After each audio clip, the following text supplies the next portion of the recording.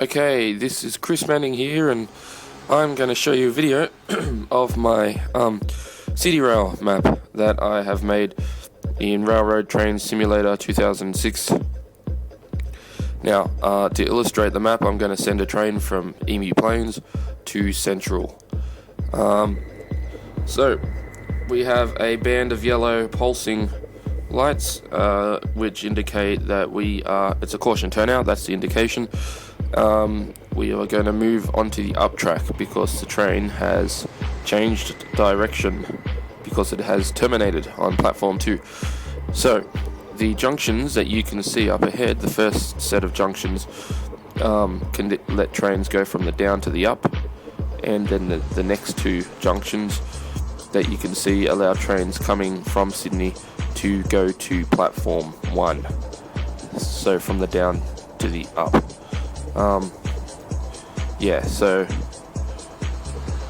But in the opposite direction. Okay, so here's Nepean River, and I guess this is the foot of the Blue Mountains, but now we are in the valley, Penrith Valley. Okay, so we have single colour signalling between Emu Plains and Penrith, so as we go through Penrith the signals change, trains will travel much closer.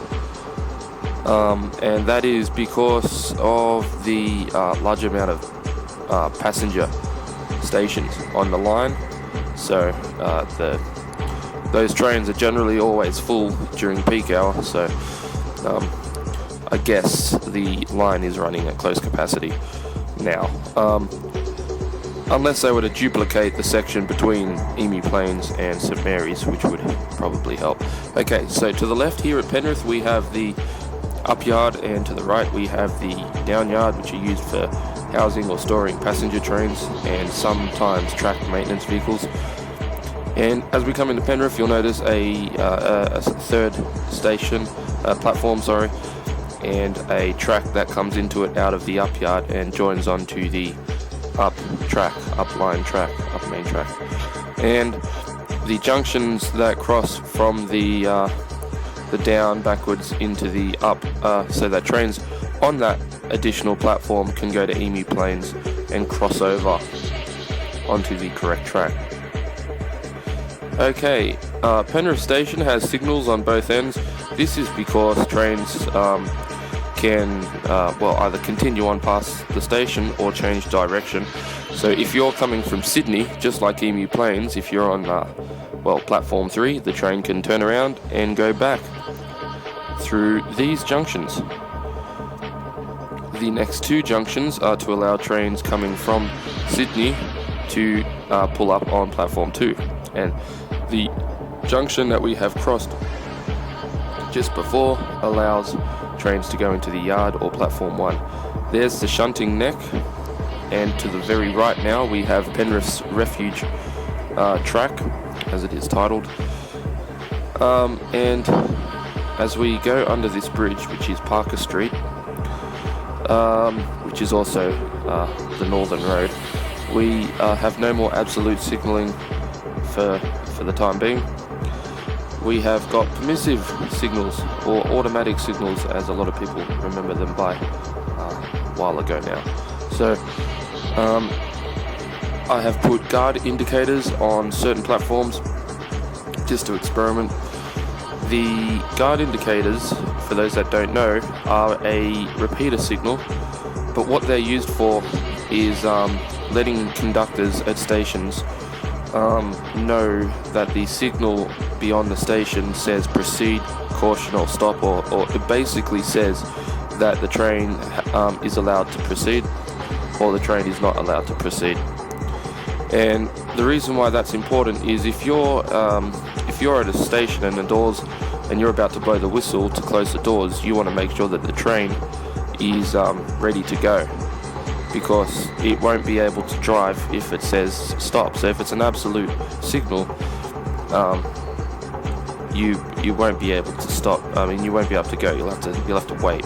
And so obviously if you shut the doors, people are going to be sitting or standing on the train thinking, why are we just sitting here? On top of that, there's always latecomers to get onto trains, and if the doors are shut and the train's just sitting there idling, those people will get rather angry. Okay, so sorry about this. Here's Warrington Station, and here's our very last permissive signal before we hit our outer home signal that takes us into St Mary's block. Yeah, the speed limit here I believe is 115. I've tried to make it as accurate as possible, but I probably have made plenty of mistakes with the speed limits, especially in areas where there are low speeds.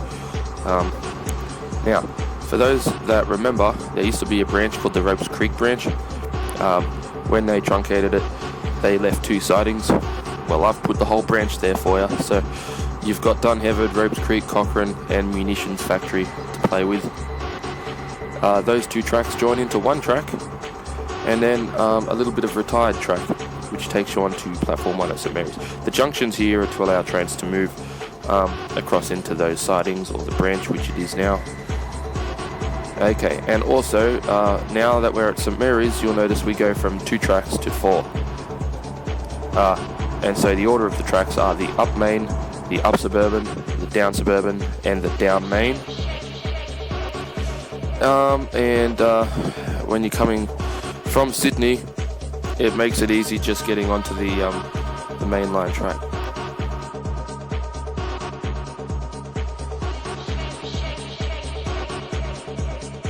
Alright, so the train's going to now move back onto the central tracks, which is really the tracks that inner urban trains use. We will cross into the middle tracks using these 2 junctions. This is their purpose, having those 2 junctions there. And the reason for that is, if you have a train coming out of the Ropes Creek branch, as it pulls into St Mary's, it might be forced to be onto that platform. So to get onto the middle platform, it does it after the station. Now, all the junctions that we are going past now allow smaller freight trains to move into the Placer Works facility, which we have just passed.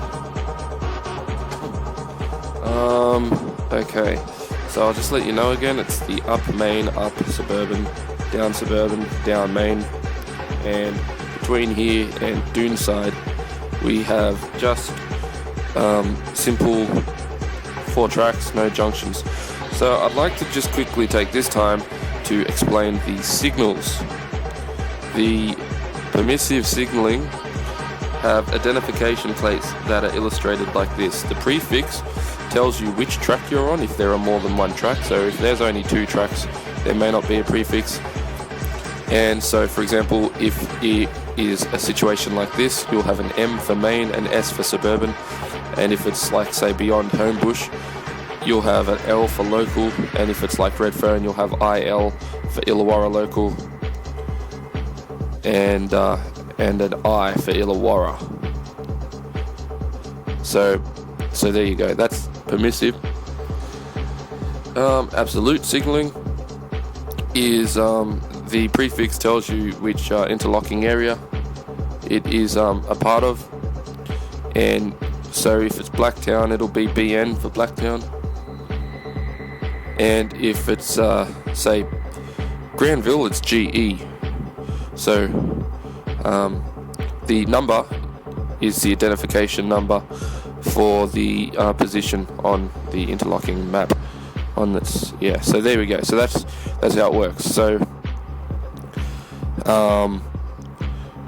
that's the signalling, and there are obviously exceptions. Certain permissive signals can be absolute, and they're permissive if there's an identification letter illuminated underneath the lower set of lights with an A, but you don't have those features in the game, so I haven't put that in.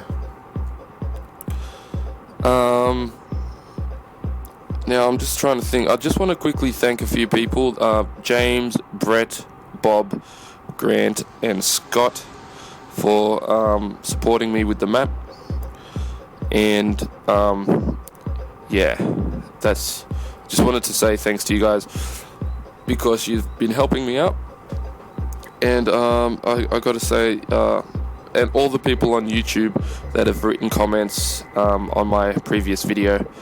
I thank yous as well for your contributions, and it's all making the map a little better, so I give credit when needed. So yeah, so things that I have had to fix are simple things like the signals, the track names. So now we're going to come into Blacktown soon. Now Blacktown is at a fork, so the branch or the line that goes to Richmond, it has 2 tracks, which means it has an island platform with 2 tracks, 1 and 2 they're titled, and then the main line here, the main Western Line, has 5 tracks because there is an additional one, and 5 platforms.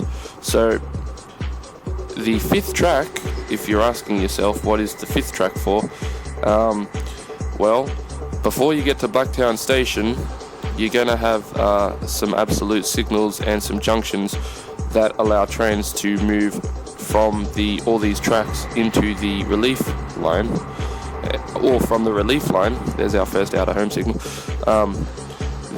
From the relief line to these tracks, and the relief line travels between where it joins just up ahead to the main line, all the way to Blacktown Station. And then at Blacktown Station, it is the purpose of the platform is for trains to terminate from Central, or trains that begin their journey from Blacktown. So you can dock a train at platform 3 and not interrupt any rail traffic on the main line.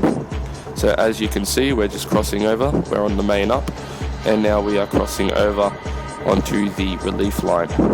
So this piece of track is bi-directional, and this is an example of where I might have got the speed limits wrong.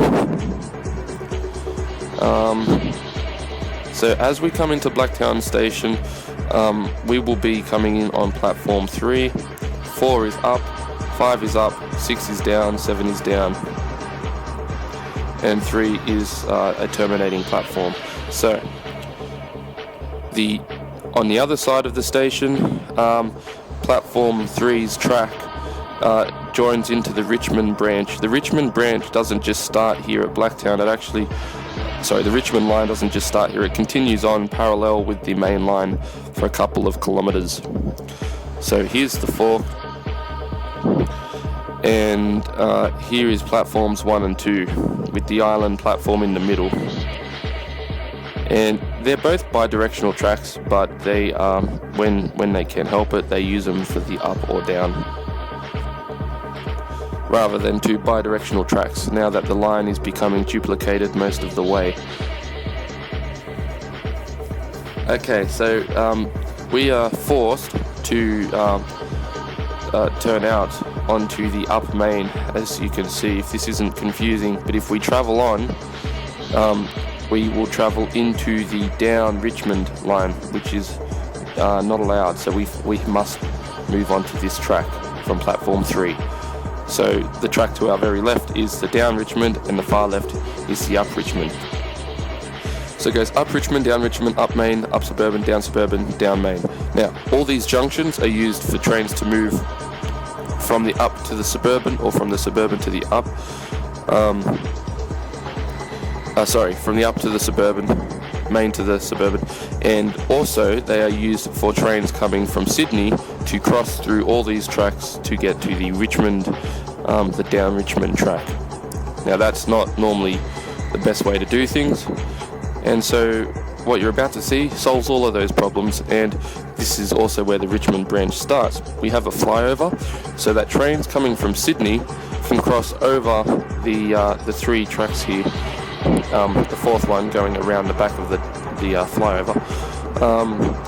That's so that trains coming from Sydney can go to Richmond without interrupting the suburban tracks. Okay, and here are some junctions that make all of those track movements easy. Okay, now Seven Hills has a couple of junctions here to allow trains on platform 1 to turn around and go back to Richmond or Penrith. and we continue on. So now the signalling here between here and Westmead, the station before Westmead, are all permissive signals. We are back to 4 tracks now, as you can see. The up main, we're on the up suburban, then the down suburban, then the down main. So I'm just trying to think if there's any other things, key points I should mention about this map. The map, this is more in depth than my last video, obviously, as it takes 48 minutes, not 9 minutes. This map has taken me about 2 years to make, and trying to fit all of that into work and being with the missus, you got to prioritize other things over computer games like this. But because I don't have anything to do with trains, my day job is a sound engineer, so this is just a hobby, and I am frequently on trains, so I figured this is a good way to illustrate how I am aware that those tracks are there. So this is what I have done. I've made this map, and in doing it I've learnt several things. The terminology with rail traffic, trains, all of that, what the signals do.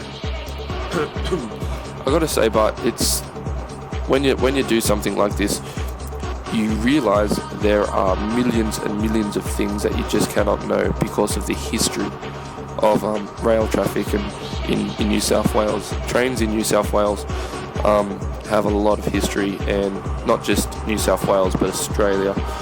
So anyway, I mean, I don't need to tell a lot of people that, they're probably well aware, but I really like the main Western Line. Pardon me. Okay, so soon we are going to see an outer home set of signals and a home signal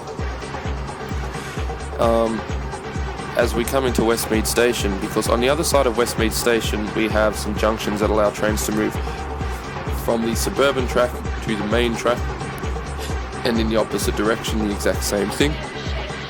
And then beyond that is a tunnel that allows the up main track to our far left to cross both suburban tracks, so that it runs parallel next to the down main. Okay, the reason for that is that you want the main tracks on the right and suburbans to the left, because as we get to the fork at Granville, the main line wants the option to veer to the right without interrupting the suburban traffic. So because that's where we reach the Old South line. So the main line to the right and the suburban line to the left means that when we get to the fork, the suburban line is forced to veer to the left to Granville, and the right line has the option to go right to Liverpool in that direction, or it can veer to the left with the suburban line and go to Granville. This is a way better track layout for that situation. Right, so that's what it is. So let's travel on. We're going to move on to the main track now, from the suburban track. That way I can take you past the junctions before the fork. Now, before the fork, see, the fork has 2 tracks, up and down, and when it joins into the main line, there's a short amount of relief track, but it's a down track, and you'll clearly see it. But the track that we'll be travelling on, the track to our right, which is the down main, becomes a bi-directional track after Harris Park, and I'll tell you when. But we haven't even got to Parramatta yet, so let me talk to you about Parramatta. Parramatta is coming up, and just before we get there, you'll see 2 junctions to the right. They are to allow trains to move from the platform that we're coming. They're there to allow trains that stop on this platform 3 at Parramatta to terminate and change direction and go back to Penrith or Richmond.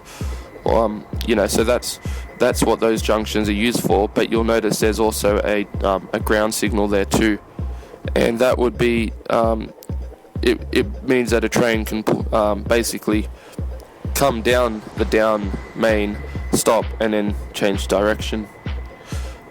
So there you go. That would be, I guess you could say, special track movements. So you can see there's the opposite directional signal, making this platform bi-directional. Okay, and after the station we have the exact same thing for platform 4, where a train from Sydney can terminate on platform 4 and change direction and cross over. So when we get before Harris Park, we go through junctions which allow trains to move from the they're the junctions there to allow trains that terminate on platform 4 to change direction, and here these junctions are to allow trains to move from the down main to the down suburban, because if you come from Liverpool and you want to be on the suburban tracks, that's where you cross over. Now here you go, there's the short relief down track on the right, and you'll notice that the down main becomes bi-directional until it reaches the fork junction that you can see there. So beyond it, it's technically it's still bi-directional because it's signaled for it, but its main priority is for down main purpose. So there's an illustration of the fork. So let's travel on past Parramatta. Now this map has got a few glitches. I probably won't get them all sussed out before I email this to people. I've currently emailed this map to 10 people, so there's an update. These two junctions allow trains on platform 4 to go back to Sydney, as I just said. And these junctions here allow trains coming from Sydney, Liverpool, coming from Liverpool on the main line to move to the suburban line, the down suburban, as there is no way they can do it after Harris Park or before Harris Park if you're coming from Liverpool. Now, if we're going to the Liverpool, we will change track at this point onto the down main, making it bi-directional, and then we will veer to the right. So the main line, this is where it has the option to go right to Liverpool or left to Granville.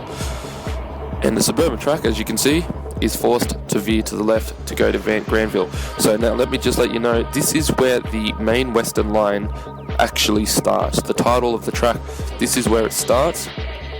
The route that we're on is the main Western, is the Western Line, which is from Central to Penrith, Emu Plains, but the actual sections of the track are divided up into titles. So this is where the main Western Line originally begun, right? And this is where it does begin, right here. So this is the end of the main Western Line, main line tracks. We are now on the old South Line tracks, and until we get to Granville, we are just on a up track. And there you go, here we are at Granville. Now, beyond Granville, there are some junctions which allow trains that are coming, the junctions up ahead to the right, you'll see there's a new track. That is the Auburn, that's the track that comes from the Auburn maintenance facility. Okay, here we go. This is the fork in the opposite direction. To the left there is the track that heads down to Macarthur, Campbelltown, Liverpool, all the way to Goulburn, and a siding there to the left too, electrified. Okay, back to Granville. Now after Granville Station, we have the beginning of the relief track that it runs parallel with the main line. It goes into the Auburn maintenance facility, so there's the junctions for that, and some junctions which allow trains to move from the up suburban to the up main. And there's the Carlingford line coming into Clyde. So the maintenance facility has its own platform, and you'll see there's a platform there for the Carlingford line. Now the title of the lines here is up main, up south main. It's the up south main, but it's just the up main, then the down main, then the up suburban, then the down suburban, then the relief line. That's the relief line on the far right. It doesn't have normal signalling, and there's a crossover, by the way, for the opposite direction coming from Sydney on the down main can cross over to the down suburban. And there is also an additional relief platform track on the far left there, as you can see, coming from Carlingford. So as we go past, you'll see some junctions there, which allow trains at Clyde Station that want to go into Clyde Rail Yard to move into the rail yard. So yeah, so that's what they're for. And so there's Clyde Rail Yard to the left. Now this isn't very accurate. I haven't really made this very accurately. I don't really know too much on the yard itself. I just know there's a whole lot of tracks, so I've just got to put them in, and a yard. So yeah, I don't really think it's necessary to put any massive freight stations in or anything, because I really just want to make this for passenger trains. So the storage facility here I've tried to make look really nice, because that is for passenger trains. And that was, by the way, the Auburn maintenance and storage facility. So yeah, the relief track on the right there begins just after Granville, and it's right there. It's got its own platform, as you can see. Let's travel on. Now this huge bend in the track's not there in real life, but if you don't notice, then good. But before doing the yards, I wanted to make sure that I was running parallel with the grid, so that I didn't get the tracks mixed up. It's easier to lay tracks if you're going against the grid. Okay. Another thing I've put in is Clyde Railway Station, which used to be there a long time ago. I've rebuilt it in the game, so you've got an additional station to play with. Here are some junctions which allow trains to come out of the relief track to allow trains on the up suburban to go into the relief track. And but as we come into Auburn, there'll be a bunch of junctions and a couple of crossovers which allow trains to move into the yards on either side or out of the yards to the correct tracks. And the relief track to our right also ends just before we get to Auburn Station. Okay. So, as we come into Auburn, see, generally when you're travelling between Granville and Auburn, you're not really changing tracks at all or anything. These tracks are used, these junctions are used really in special times, like special track movements, or if a train is coming out of one of the yards, it might utilize the crossovers. And so yeah, so that's what they're for. And also, if you're coming from Sydney, you might use the those crossovers there to get, because you obviously, to go to Liverpool, you want to be on the suburban tracks on our right. So as we move on, we reach some junctions and another fork, like a big triangle, similar to Granville's.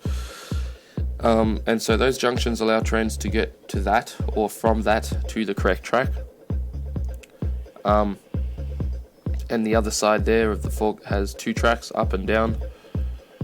And that's the South Line, the main South Line. It's the new main South Line, because the original main South Line was where we are right now. So we are currently on the old South Line. Okay, so let's travel on, and we will soon reach those junctions.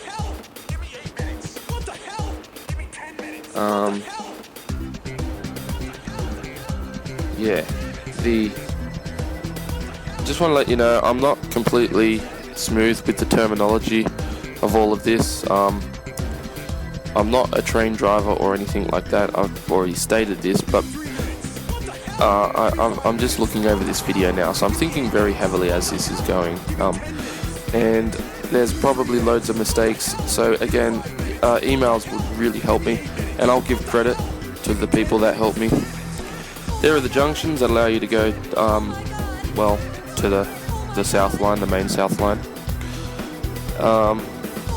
Okay, yes, we have an automatic signal just there, because the home signal to our right is to stop is to protect these junctions coming here from the South Line. And if you can just quickly see, there's a additional track now on the right that goes to a terminating platform. And this is Lidcombe Station. Beyond Lidcombe Station, there is also another terminating platform on the left there, which is the Olympic Park Sprint line. That's what that is, so that's bi-directional. And there are some junctions there which allow trains to go to the Abattoirs branch from the suburban tracks and vice versa. Now this is a very, very complicated set of sort of set of tracks that we have around here. We have a few different lines here. We've got the Abattoirs branch, the Enfield branch, I think it's called, I'm not 100% sure. The main line, the main line that we're on here, and the Flemington Goods line as well. So I'll just quickly illustrate roughly what they are. So there's to the left the Abattoirs branch, and it veers off from the main line, and the sprint track ends just there. So the junctions after it are to allow trains to move to the correct into the shunt track, and vice versa. So that's where it joins. It joins in here. That's right. So that's where it joins there to head to Olympic Park. It's called the Abattoirs branch, but the trains that use it use the Olympic Park. Now we are looking again at another track. This is the Enfield line, I think, and it goes all the way to Enfield, and all the way down south. So, and then what we're looking at now is the Flemington Goods line, and the Flemington Goods line comes around here, and then runs parallel with the main line heading towards Sydney. Okay, so they're bi-directional tracks. So let's travel on, shall we? And we'll it's getting windy out there. We've had a bit of wind. Sorry if the mic starts blowing around. That probably sounds better than my voice, but anyway, there's the Flemington Goods Yard, Flemington Maintenance Centre, I think it's called. I'm not 100% sure. And so junctions that we just went past allow trains to move into the maintenance centre and storage facility, as you can just see now. Pardon me. To the very left, as you'll see, we have the Flemington Goods line and two tracks which come from the Abattoirs branch. Now those two tracks are the Rider 2 out of the 4, and they're going to join straight in here with the main line, as you can see now. So that's the two tracks that go to the Abattoirs branch from Sydney. Okay, so it's like another triangle, and then the two left tracks to the left now are the Flemington Goods line. And there's two. They're bi-directional. So sometimes I'll be on a passenger train and I'll just see trains sitting there in one of them, so that other trains can pass on the other side. So it's really cool. I mean, in a way, that's good. If a train's not ready to head north to the via Hornsby, then it kind of just sits there. And I think it's the same coming from Hornsby. I think they end up going down past Enfield, marshalling yards and stuff like that. So yeah, so it just went to one track. As you can see, it's now one bi-directional track. Okay, so just after Homebush, we add another two tracks, the local tracks. And so as we come in to Homebush, I'll let you know now. It is the Goods line, then up main, up suburban, down suburban, up local, and down local. And that is the beginning of the local line right there. So the amount of rail traffic between here and Central is now increased again by a third or by a fifth or whatever the fuck. Oh, I'm just yawning. That's pardon me. That's the bird's eye view of it. Sorry, just stretching.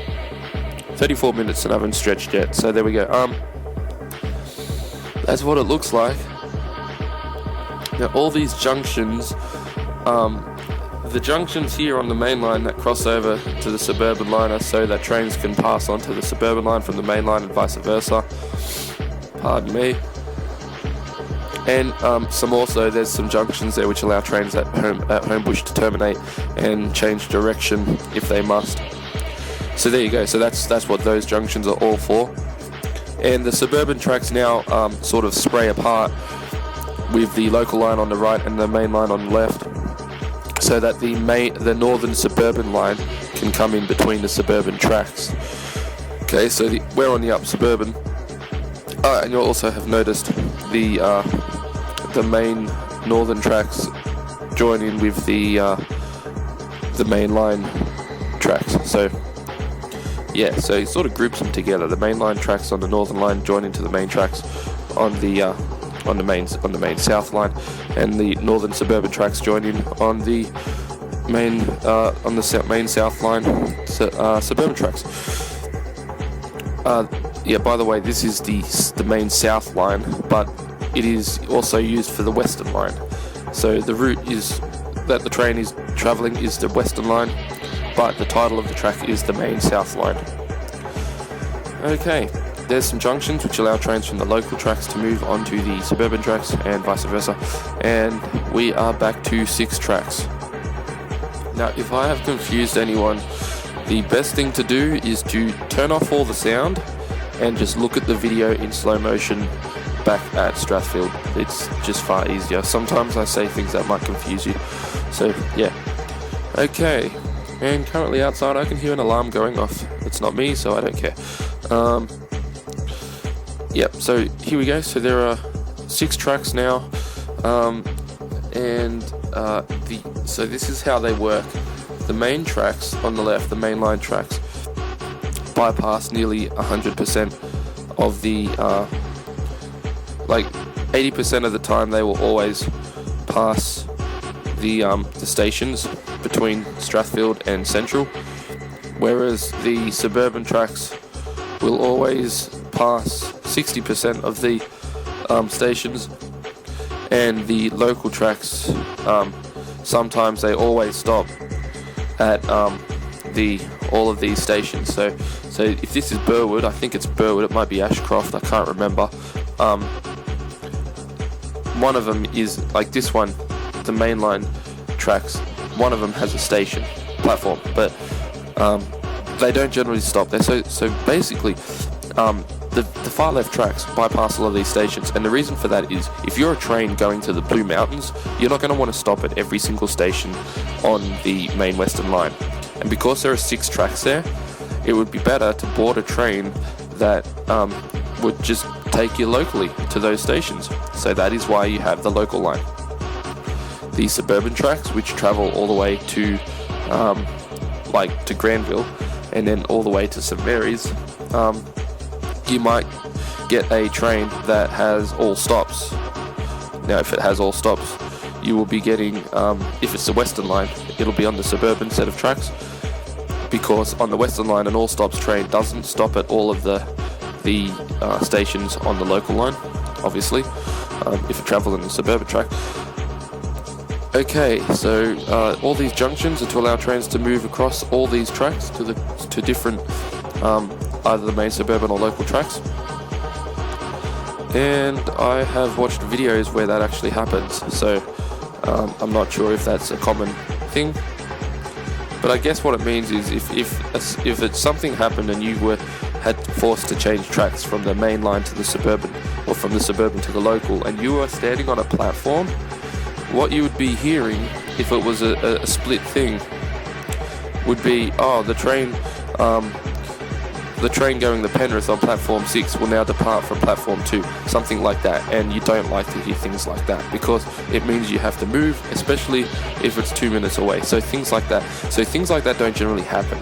But I watched a video where the track movement took place, so I'm guessing that the people at Strathfield, because this was at Strathfield, were well aware of it, because you have all the monitors and everything. Now we just crossed over the Rozelle branch, just after Summerhill, we crossed over the Rozelle branch. I think that the New South Wales government, and this is just my opinion, but I think they have done something very terrible by turning it into a light rail.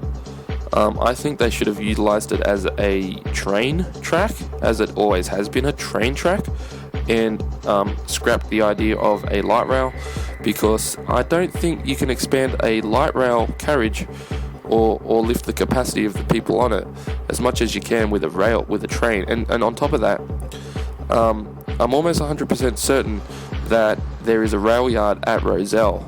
Now, yes, it might be retired, but what if you wanted to use that? And what if you had freight ships coming in that did need to dump their loads onto trains? Well, you've got now a light rail track in between, and I think that is garbage. So that is my opinion. I really don't like the light rail expansion from Lilyfield, Lilyfield, all the way to Dulwich Hill. I don't really like that at all. I wish they just left it as a train track. Okay, so we have just passed Newtown and we're coming to McDonaldtown. To the right, we have the McDonaldtown stabling facility, and that's where trains will dock in off-peak times, and they will have their brakes on for sure, because there is a very steep grade on those tracks. So yeah, and to the very right we have the Illawarra line and the Illawarra local line joining in with the main suburban and local south lines. Okay, you'll see that the McDonaldtown stabling facility joins in with the local tracks and also can join in with the Illawarra local tracks, and some tunnels that connect to the Illawarra tracks that cross under all the tracks to the mainline tracks. Now, the reason for that is when a train from Illawarra wants to go to Sydney Terminal, it must use those tunnels so that it can get over to the main line, because the only tracks that go into Sydney Terminal are the mainline tracks, and there are no junctions in between on the Illawarra local that allow you to cross over through all these tracks. There are just far too many tracks. So they just put a tunnel underneath to do that job. Okay, bit of history. At Redfern Station you'll see little tiny chimneys. That is because there is a tunnel underneath that goes to the yard before Redfern Station, and it crosses under platform 1. So here we go. So here's Redfern. Now, the track on platform 1 is bi-directional for 2 reasons, and I'll show you in a sec. There's a junction just there, you can see, which allows trains to move from platform 1 to platform 2, so that's to prevent wrong track direction movements. Here are those tunnels that take trains from the main line all the way over to the Illawarra tracks, Illawarra line. So that is so that trains that terminate at Central can go there. Okay, and here is a yard on the right, the maintenance facility that services trains. I can't remember which trains. Not really too fussed, but and so yeah, so the tunnel, one of those tunnels is bi-directional because it comes out of the yard, and so they have to signal it for 2 directions, so you can see there. And the junction just up ahead is to get the train travelling the wrong way on the down dive track over to the up mainline track. So there you go. Now, just after Redfern Station. Before I show you the other tunnel, here is a retired train line, and I've put it in as accurate as I can get it. I tried to make it as authentic by using rusty track, but it's probably got mistakes in it, but I don't really care that much.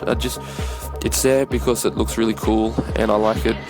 So yeah, so here's the other tunnel that I wanted to show you. This is why the up main track is bi-directional. That tunnel goes directly into the yard. So you can see there it's signalled for bi-direction. And so the trains that come from Sydney Terminal can use that tunnel to go straight into this maintenance facility, and it's for one of the diesel trains. I can't remember which one, but it's one of the diesel trains, diesel electric locomotives. And so here we go. So you'll see there, the main line splits into two main lines.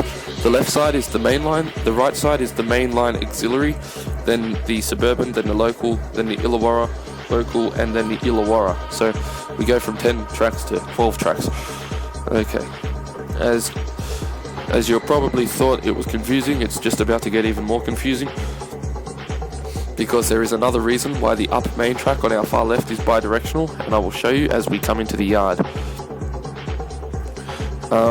We are going to cross over. We want to go into the yard, and as you can see, we're on the suburban tracks, so we need to move over onto the main line auxiliary track.